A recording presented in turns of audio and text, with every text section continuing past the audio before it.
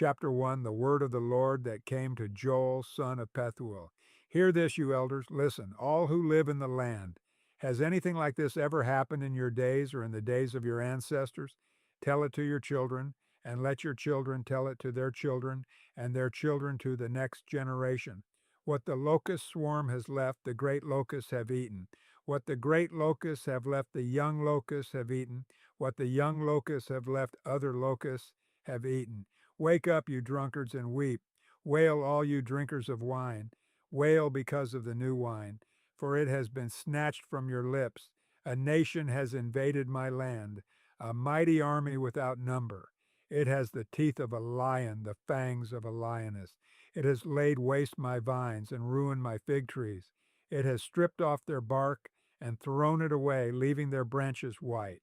Mourn like a virgin in sackcloth, grieving for the betrothed of her youth. Grain offerings and drink offerings are cut off from the house of the Lord. The priests are in mourning, those who minister before the Lord. The fields are ruined, the ground is dried up, the grain is destroyed, the new wine is dried up, the olive oil fails. Despair, you farmers, wail, you vine growers, grieve for the wheat and the barley, because the harvest of the field is destroyed. The vine is dried up, and the fig tree is withered. The pomegranate, the palm, and the apple tree, all the trees of the field are dried up. Surely the people's joy is withered away. Put on sackcloth, you priests, and mourn. Wail, you who minister before the altar. Come, spend the night in sackcloth, you who minister before my God. For the grain offerings and drink offerings are withheld from the house of your God.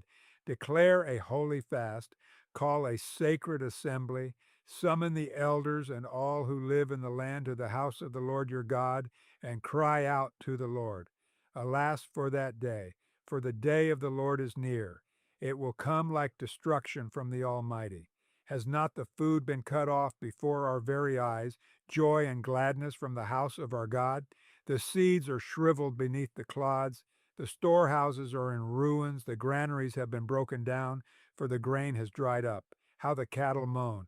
The herds mill about because they have no pasture. Even the flocks of sheep are suffering. To you, Lord, I call, for fire has devoured the pastures in the wilderness, and flames have burned up all the trees of the field.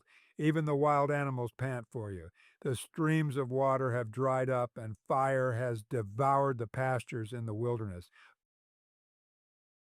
Chapter 2. Blow the trumpet in Zion, sound the alarm on my holy hill. Let all who live in the land tremble, for the day of the Lord is coming. It is close at hand, a day of darkness and gloom, a day of clouds and blackness. Like dawn spreading across the mountains, a large and mighty army comes, such as never was in ancient times, nor ever will be in ages to come. Before them fire devours, behind them a flame blazes. Before them the land is like the Garden of Eden. Behind them a desert waste, nothing escapes them. They have the appearance of horses, they gallop along like cavalry. With a noise like that of chariots, they leap over the mountaintops like a crackling fire consuming stubble, like a mighty army drawn up for battle. At the sight of them, nations are in anguish, every face turns pale. They charge like warriors, they scale walls like soldiers. They all march in line, not swerving from their course. They do not jostle each other, each marches straight ahead. They plunge through defenses without breaking ranks. They rush upon the city, they run along the wall, they climb into the houses like thieves, they enter through the windows. Before them the earth shakes, the heavens tremble, the sun and moon are darkened, and the stars no longer shine. The Lord thunders at the head of his army. His forces are beyond number, and mighty is the army that obeys his command. The day of the Lord is great, it is dreadful. Who can endure it? Even now, declares the Lord, return to me with all your heart, with fasting and weeping and mourning. Rend your heart and not your garments. Return to the Lord your God, for he is gracious and compassionate, slow to anger and abounding in love, and he relents from sending calamity. Who knows? He may turn and relent and leave behind a blessing, grain offerings and drink offerings for the Lord your God. Blow the trumpet in Zion, declare a holy fast, call a sacred assembly, gather the people, consecrate the assembly, bring together the elders, gather the children. those nursing at the breast. Let the bridegroom leave his room, and the bride her chamber. Let the priests who minister before the Lord weep between the portico and the altar. Let them say, Spare your people, Lord. Do not make your inheritance an object of scorn, a byword among the nations. Why should they say among the peoples, Why, where is their God? Then the Lord was jealous for his land and took pity on his people. The Lord replied to them, I am sending you grain, new wine, and olive oil, enough to satisfy you fully. Never again will I make you an object of scorn to the nations. I will drive the northern horde far from you, pushing it into a parched and barren land. Its eastern ranks will drown in the Dead Sea, and its western ranks in the Mediterranean Sea. And its stench will go up, its smell will rise. Surely he has done great things. Do not be afraid, land of Judah. Be glad and rejoice. Surely the Lord has done great things. Do not be afraid, you wild animals, for the pastures in the wilderness are becoming green. The trees are bearing their fruit. The fig tree and the vine yield their riches. Be glad, people of Zion. Rejoice in the Lord your God, for he has given you the autumn rains because he is faithful. He sends you abundant showers, both autumn and spring rains as before. The threshing floors will be filled with grain. The vats will overflow with new wine and oil. I will repay you for the years the locusts have eaten, the great locust and the young locust, the other locust and the locust swarm, my great army that I sent among you.